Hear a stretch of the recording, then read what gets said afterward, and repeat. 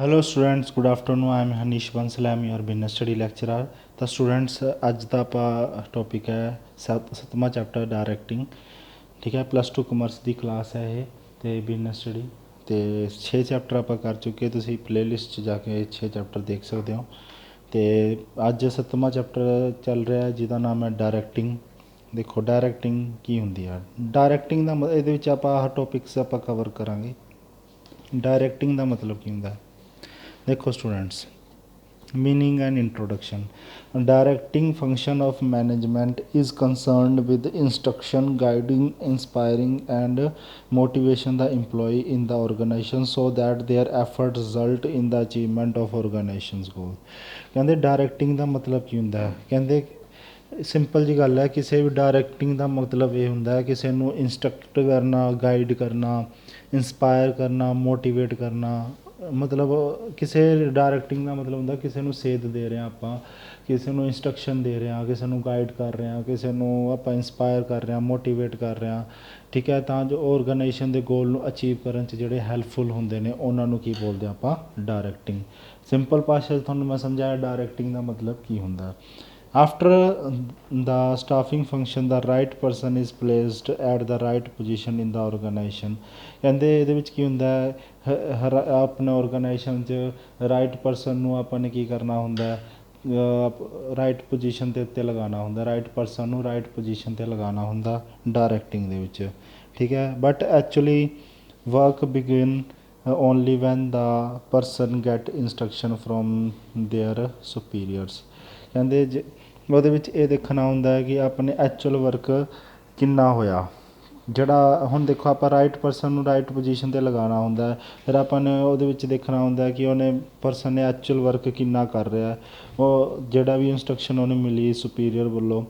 Directing does not mean only instruction but it also include supervising the employee when they performing the job, motivation them to perform more efficiently and leading them towards the achievement of organization goals। ਕਹਿੰਦੇ directing ਦਾ ਮਤਲਬ ਇਹ ਨਹੀਂ ਹੈਗਾ ਇਕੱਲੀ instruction ਦੇਣੀ ਹੈ। ਉਹਦਾ ਮਤਲਬ ਇਹ ਹੁੰਦਾ ਕਿ ਆਪਣੀ ਜਿਹੜੀ ਜੋਬ ਹੈ ਉਹਨੂੰ ਵਧੀਆ ਪਰਫੋਰਮ ਕਰਨਾ, ਉਹ ਬੰਦੇ ਨੂੰ ਮੋਟੀਵੇਟ ਕਰਦੇ ਰਹਿਣਾ ਐਫੀਸ਼ੀਐਂਟਲੀ ਤਰੀਕੇ ਨਾਲ, ਤਾਂ ਜੋ ਆਰਗੇਨਾਈਜੇਸ਼ਨ ਦੇ ਗੋਲਸ ਕੀ ਹੋ ਸਕਣ, ਅਚੀਵ ਹੋ ਸਕਣ। ਸਿੰਪਲ ਲੈਂਗੁਏਜ 'ਚ ਤੁਹਾਨੂੰ ਮੈਂ ਸਮਝਾਤਾ ਹੈ ਡਾਇਰੈਕਟਿੰਗ ਦਾ ਮਤਲਬ ਕੀ ਹੁੰਦਾ ਹੈ। ਤੁਸੀਂ ਇਹਨਾਂ ਦੇ ਵਿੱਚ ਕੋਈ ਵੀ ਇੱਕ ਡੈਫੀਨੇਸ਼ਨ ਯਾਦ ਕਰ ਸਕਦੇ ਹੋ। ਜਿਵੇਂ ਅਰਨੈਸਟ ਡੇਲ ਦੇ ਅਕੋਰਡਿੰਗ ਕੀ ਹੈ, directing is telling people what to do and seeing that they do it to the best of their abilities. ਇਹ ਡਾਇਰੈਕਟਿੰਗ ਦਾ ਮਤਲਬ ਹੈ। ਉਸ ਤੋਂ ਬਾਅਦ ਆ ਜਾਂਦਾ ਹੈ, ਦੇਖੋ ਫੀਚਰਸ ਕੀ ਨੇਗੇ। Features characteristics of directing function. ਇਹਦੇ ਸਭ ਤੋਂ ਪਹਿਲਾ ਪੁਆਇੰਟ ਹੈ directing initiate action. Other function prepare a base ਔਰ setting of action. How action has to be carried on directing initiate or start action by giving direction or instruction the manager get the work started in the organization। ਕਹਿੰਦੇ directing ਕੀ ਹੁੰਦਾ, directing ਕਹਿੰਦੇ initiate action ਹੈ। Initiate action ਦਾ ਮਤਲਬ ਕੀ ਹੁੰਦਾ ਕਿ ਆਪਾਂ ਨੇ ਕੰਮ ਨੂੰ ਕਿਸ ਤਰੀਕੇ ਨਾਲ ਆਪਾਂ ਨੇ ਸਟਾਰਟ ਕਰਨਾ, ਕਿਸ ਤਰੀਕੇ ਨਾਲ ਆਪਾਂ ਨੇ ਆਰਗੇਨਾਈਜੇਸ਼ਨ ਦੇ ਵਿੱਚ ਆਪਾਂ ਨੇ ਕੰਮ ਨੂੰ ਕੋਈ ਜਿਹੜੀ ਇੰਸਟਰਕਸ਼ਨਸ ਆਉਂਦੀਆਂ ਨੇ ਉਸ ਨੂੰ ਕਿਸ ਤਰੀਕੇ ਨਾਲ ਕੰਮ ਕਰਨਾ ਹੈ, ਇਹ ਕੀ ਹੁੰਦਾ ਡਾਇਰੈਕਟਿੰਗ। ਤਾਂ ਪਹਿਲਾ ਪੁਆਇੰਟ ਤੁਹਾਨੂੰ ਸਾਰਿਆਂ ਨੂੰ ਕਲੀਅਰ ਹੋ ਗਿਆ ਹੋਣਾ।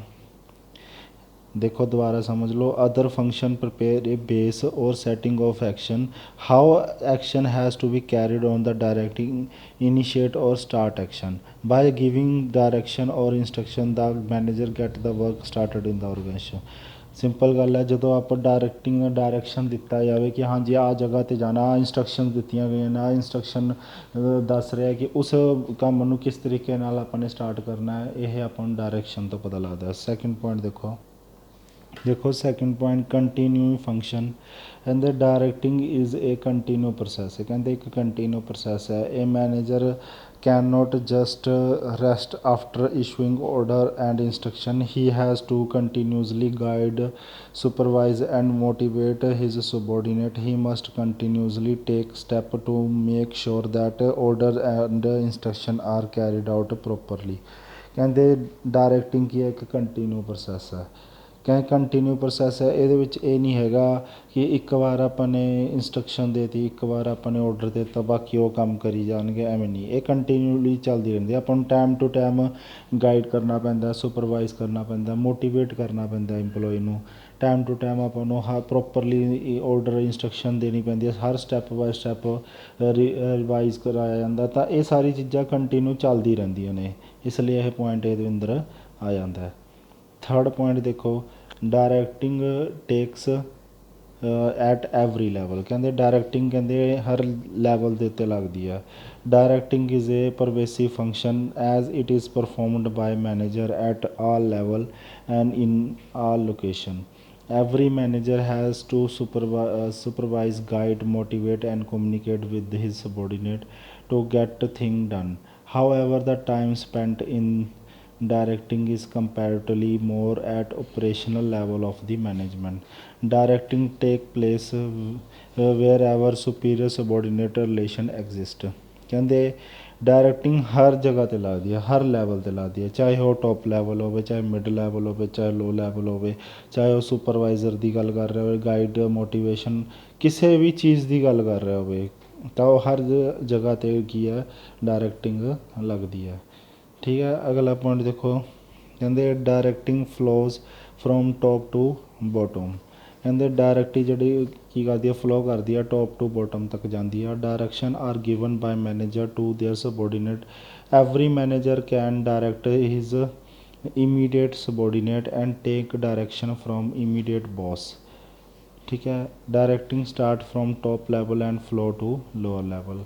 ਕਹਿੰਦੇ ਡਾਇਰੈਕਟਿੰਗ ਹਮੇਸ਼ਾ ਕਿੱਥੋਂ ਜਾਂਦੀ ਹੈ, ਟੋਪ ਟੂ ਬੋਟਮ ਜਾਂਦੀ ਹੈ। ਇਹਦੇ ਵਿੱਚ ਕੀ ਹੈ, ਜਿਹੜੇ ਟੋਪ ਲੈਵਲ ਮੈਨੇਜਰ ਹੁੰਦੇ ਨੇ ਉਹ ਇੰਸਟਰਕਸ਼ਨ ਦਿੰਦੇ ਨੇਗੇ, ਫਿਰ ਉਸ ਤੋਂ ਬਾਅਦ ਉਹ ਇੰਸਟਰਕਸ਼ਨ ਮਿਡ ਲੈਵਲ ਕੋਲ ਜਾਂਦੀ ਹੈ, ਮਿਡ ਲੈਵਲ ਤੋਂ ਅੱਗੇ ਲੋ ਲੈਵਲ ਤੱਕ ਜਾਂਦੀ ਹੈ, ਅਤੇ ਉਹ ਇੰਸਟਰਕਸ਼ਨ ਨੂੰ ਹਰ ਟੋਪ ਤੋਂ ਲੋ ਲੈਵਲ ਤੱਕ ਇੰਸਟਰਕਸ਼ਨ ਨੂੰ ਫੋਲੋ ਕੀਤਾ ਜਾਂਦਾ।